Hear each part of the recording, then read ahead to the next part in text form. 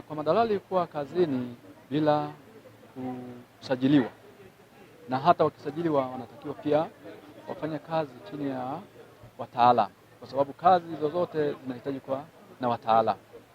Na nisisitiza kwamba hata hii sheria ikija, sheria itajikita katika kuwatambua zaidi wataalamu.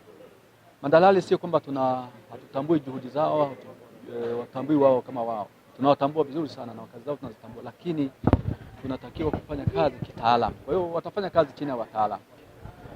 Sheria hii ikipatikana, basi shughuli zote zinazohusiana na milki kuu zitakuwa zinasimamiwa au zitakuwa zikiwa govern na hiyo sheria. Kila kitu kitakuwa iko kwa mujibu wa sheria.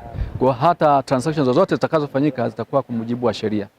Lakini bila sheria hiyo hatari nyingi zitaendelea kuwepo na wananchi watazidi kuendelea kupata athari kubwa katika sekta hii muhimu ambayo tunaita ni uti wa mgongo wa taifa letu, maendeleo ya taifa. Ninaamini kwamba hayo ni masuala ya kuendelea kukumbushana na kusimamiana ili tuhakikishe kwamba tunapotoka kidogo tunarudi kwenye mstari ili tuhakikishe kwamba tunafanya kazi vizuri. Hilo liende sambamba na kuzuia masuala ya kuhakikisha kwamba tunadhibiti na kupambana na vitendo ambavyo ni vya rushwa.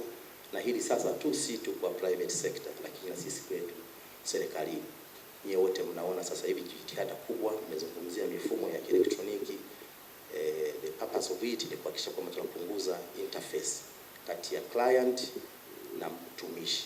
The mwongozo wa Capital Markets and Securities Investment Based Crowdfunding Guidelines 2023 umefungua ukurasa mpya wa upatikanaji wa mitaji. Inatoa wito kwa wataalamu wote kushirikiana na CMSA, taasisi za fedha na wawekezaji ili kuhakikisha mfumo huu unakuwa kuaminika, wenye tija na wenye mchango mkubwa katika maendeleo ya sekta ya miliki kuu.